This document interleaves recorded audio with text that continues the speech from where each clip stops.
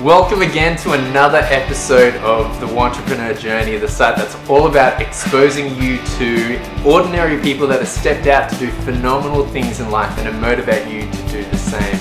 I'm incredibly excited about our guest today, Mr. Anthony Noud. Anthony is the founder and director of Pure and Lean Nutrition System here in Australia. Anthony, thank you so much for spending time with us. No, thanks for having me, mate. I'm excited to be here. Awesome. We're going to throw it straight over to Anthony. Anthony, I've given a short introduction, but why don't you introduce yourself to our viewers. Tell us a little bit about yourself personally and professionally. Yep. So my name's Anthony, obviously, Anthony Noud. I work for a company called Pure and Lean Nutrition System. We're about teaching people how to, live their ultimate lives in their best bodies. So basically, we fuse sports performance nutrition with holistic and I suppose holistic health and wellness practices. So making people as healthy on the inside as they can be, as well as looking as well as they can on the outside, but then fusing that with real inner work. So making them, accept themselves, love themselves, and be the best version of themselves that they can be. Awesome, love it. And I've checked out Anthony's work, his website, and I've seen so many phenomenal reviews and feedback from people. And I think the interesting thing with meeting you, Anthony, is that I guess it's easy to get a sense that this has just been you all your life, like this has just come very naturally for you, but that's not the story, is it? No, that's not the case, mate. It hasn't always been like this. Yeah, so can you share with us your journey and how you've gotten to be in this motivational, inspirational position that you've been in? Yeah, sure. It's an interesting story. Like, I kind of went through school growing up as a child, and had this idea that I really wanted to be successful, and that from a really young age I'd have teachers and parents and family and stuff like that, and that they'd say, oh, you need to study hard and work hard and get a good job and you'll be successful, and one day you're going to grow up and be successful. Okay. And I suppose for me, I kind of rejected that really early on in life, because it just didn't sit very naturally for me. I'd go to school and a teacher would give you a pat on the head if you worked really hard or if you got a good result. Yeah. And they'd kind of say, oh, well done, keep studying hard, apply yourself, and you'll get a really, really good result, and you end up being successful one day. And but it kind of didn't sit very, very well with me, because I kind of noticed or picked up that I had to. It was like a behavior dependent model for love, I suppose. If I did X and Y and Z, then you'd love me, and then I'd feel good enough. You know what I mean? Yeah. And so I kind of rejected that from an early age. Decided to be the rebel or the badass, or the not A student. Basically led me to a place where after I finished my schooling in my late teens and early 20s, I fell into drug addiction, heroin addiction. And ended up in a really kind of unhappy, really, really sad place, Yeah. Wow. And so from there, I suppose I was, I was overweight. I was really unhappy with how I was as a person and where my life was headed, and decided I just really needed to do something about it. Yeah. So I obviously ended up getting clean, getting off all the drugs, and then I was left with still this feeling that I probably wasn't good enough. That I wasn't the person that I wanted to be, and so I kind of set out on this hell-bent mission to look as best as I could physically. Yeah. Which I achieved fairly rapidly. And again, then I realized that the story wasn't true. I had a mind that told me if I looked really, really good and I had abs, for example, or I was really strong and I looked great, then I'd feel okay about myself. Yeah. I feel like I finally made it again. And again, the story wasn't true. I did that, and I reached those goals of mine, and I still didn't feel that way.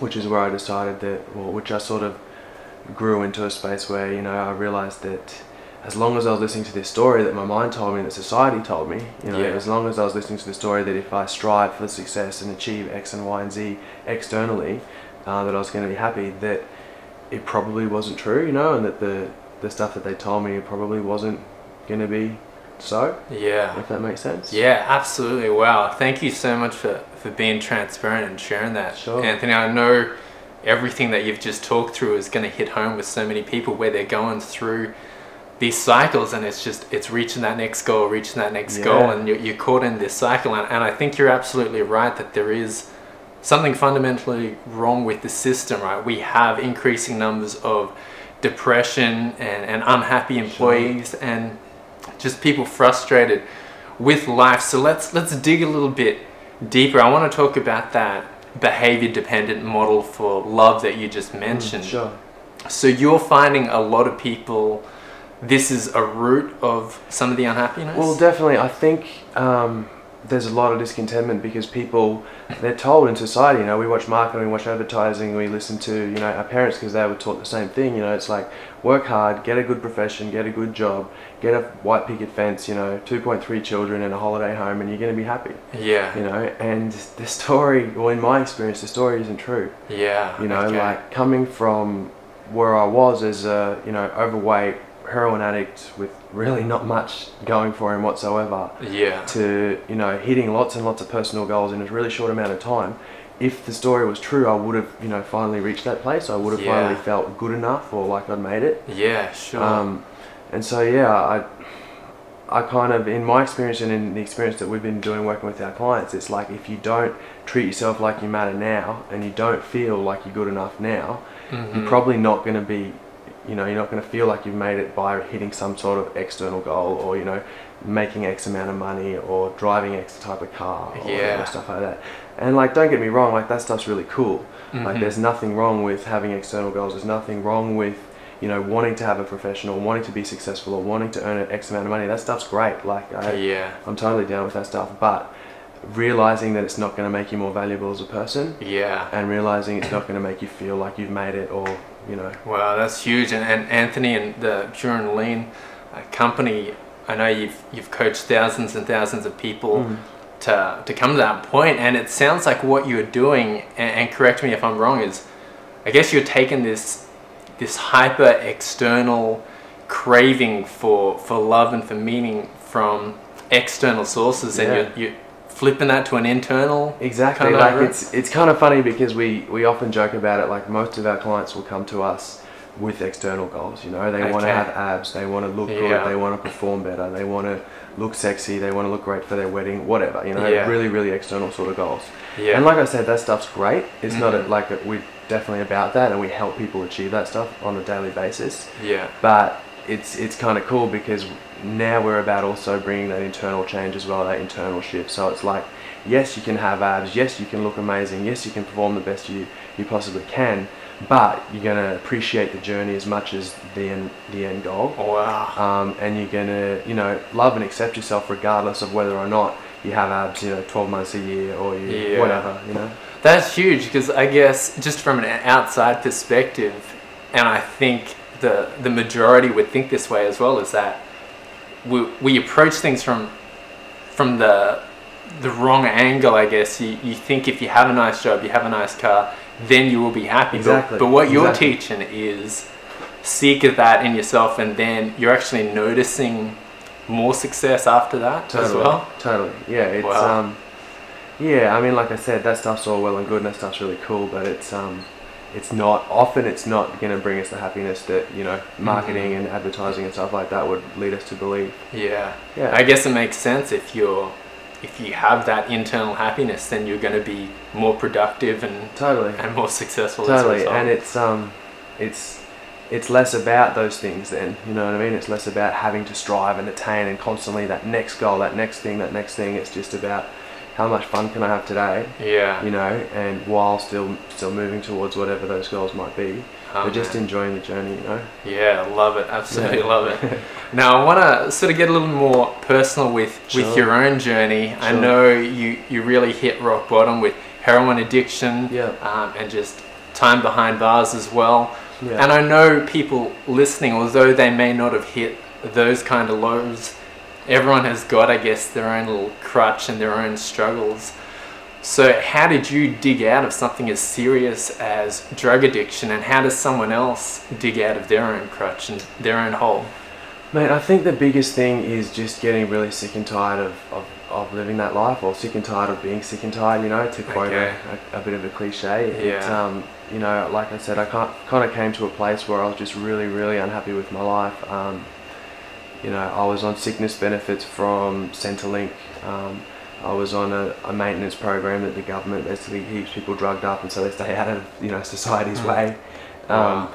And so I really didn't have much going for me, and it just wasn't working, you know. I just came to a place where I was just like, I really need to make a serious change here, you know. Yeah, sure. And so I suppose I surrendered to the idea that, you know, when I listen to my mind and my mind's idea of what's best for me,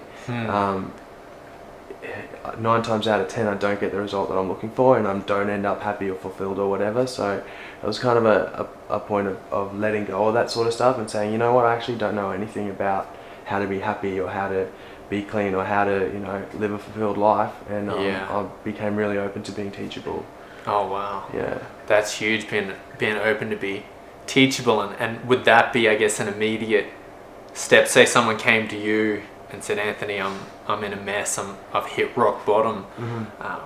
You touched on that whole idea of rewriting this mental script. Is that something, an immediate step they could take? Definitely. Like, I mean, I suppose the biggest thing, and when we work with our clients, some of the biggest stuff that comes up is, you know, constantly having that feeling like their mind runs their life, you know, that never-ending thinking, or that never-ending striving or moving towards goals or whatever it might be. Wow. And I suppose the biggest, well, firstly, the biggest thing would be just becoming really, really aware of that stuff. Okay. So noticing, you know, that thinking where your mind says, oh, you know, oh, I want to lose 5 kilos, and then you lose the 5 kilos, and your mind goes, well, you could probably lose another 5. Okay. You know what I mean? Or, yeah. you know, I get a promotion at work, and then I'm still kind of not good enough. I should probably earn an extra $5,000 on top of that. Yeah. You know, and that constant striving. So I suppose becoming really aware of that thinking at first, and realizing, hang on, you know, you've been telling me for the last 5 years that if I lost 5 kilos, I'd finally be happy and feel like I made it. Well, I've since lost 8 kilos and I'm still not happy. Yeah. You know what I mean? Yeah, And I suppose just becoming really aware of that. Okay. That'd be the first step. Noticing that those stories that our mind tells us often isn't true. Okay. You know, from there you can look at rewriting it. You can just look at, I suppose, challenging those thoughts. Okay. You know, so when those thoughts come up, it's like, well, really, am I really not going to be happy if if I'm 2 kilos heavier than my goal weight, for example? Yeah. Or, you know, is my happiness or success really dependent on the type of car I drive, or the job that I have, or how long I can take on my vacation this year? Yeah. You know, it's kind of like just challenging those thoughts, and then you can look at rewriting them.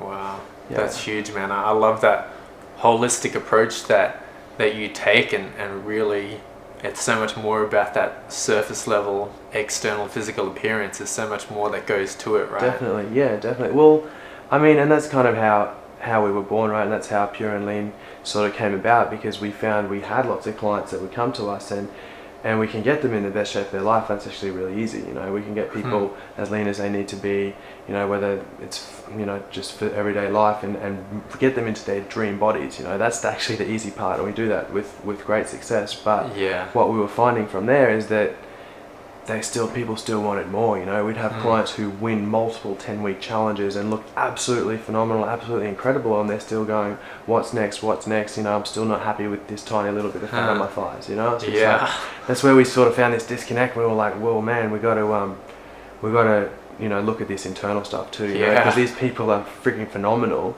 Yeah. They've changed their lives completely. Yeah. And they're still not happy. Yeah, and it isn't really about that little bit of fat on their thighs. Exactly. Wow. You know, so that's where what we call the inner work comes in. You know, it's about loving and accepting yourself as you are for who you are, and not pushing away those goals, but realizing that you're not gonna be more valuable or, you know, more fulfilled or content as a human simply by hitting external goals. Wow. This is huge, and I know this is going to hit home, and you know, my hope and prayer is that this would be a game changer, and I know it will be for a lot of people.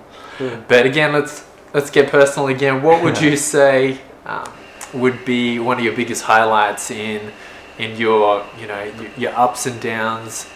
Oh man, there's so many highlights. Like, it's I think probably the overarching one is just having that gratitude, you know, realizing that today, you know, coming from where I've come from to be where I am today, you know, running a company that's like a now nationally recognized brand, you know, having an amazing team of staff working for me, and knowing that we're actually really, really making a difference, you know. Coming from a place where I was, you know, not really helping the community much at all, to now, you know, living in a place where, you know, I wake up and I do what I want and I really enjoy what I do, and it's not false or anything like that. It's like this is what I do, and I don't do it because I love it. Yeah. You know, like the gratitude that you get from that is incredible. You know. Yeah.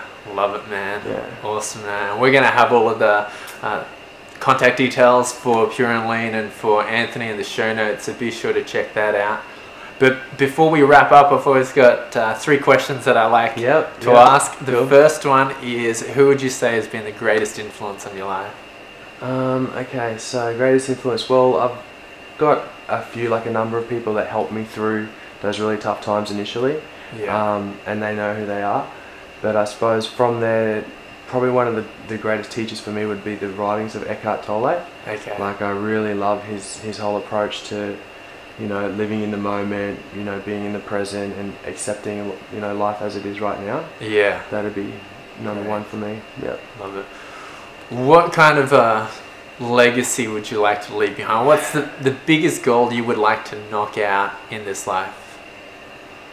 Wow, big questions. Hard-hitting questions. Mate, to be honest, like, I just want to continue doing exactly what we're doing. Like, the change that this has brought about for me, myself, and then the clients that I've worked closely with, it's literally life-changing stuff, you know. Yeah. And if we're helping, you know, awaken other individuals, they'll then go on and help awaken others and others and others, and that's how the world changes, you know. So, like, for me, I'm actually living it right now. This is what we're about, and just taking this to the next level. Awesome. Awesome, bro. Last question. What is your definition of success? My definition of success, see, that's a good question. Like, it's changed a lot. Obviously, as a kid, it was, you know, earn as much money as you can, get a good profession, do all that sort of stuff. But I realised that's not true, you know. So for me now, the definition of success would be, you know, that feeling or that inner calling that people have. Like, I kind of feel like it's an inner calling or inner knowing that, you know, that you can do something great. Yeah. And that you can change the world. And I suppose being aligned with that. And just accepting yourself as you are, who you are, and just loving the journey, you know. That's success for me, you know. That's, you know, like when you're living from that place and you're following that inner calling, it's kind of like you're just having fun, man. Yeah. It's not about striving or achieving or the next goal or anything anymore. It's just like, I'm just doing it because I love it. Yeah. And in doing that, all the rest seems to fall into place too, you know. Awesome. So that's success to me, you know. Yeah, love it. Well, reach out to Anthony, shoot him an email. I know he's going to be more than willing to help you in any way. And again, we'll have the details in the show notes. Anthony, any final words you'd like to say to everyone watching? Like, this stuff works, you know what I mean? If you're living a life that is less than your best, or if you do know, like, you've got that little part inside you that kind of goes, I know I'm destined for more. I know I can achieve more. I know I can be greater than I am right now. Like, realize that it is possible, you know, and this stuff does work. I mean, obviously you got to be willing to put in the work. But yeah, don't settle for anything less than being your best, you know, man, because we only got one life.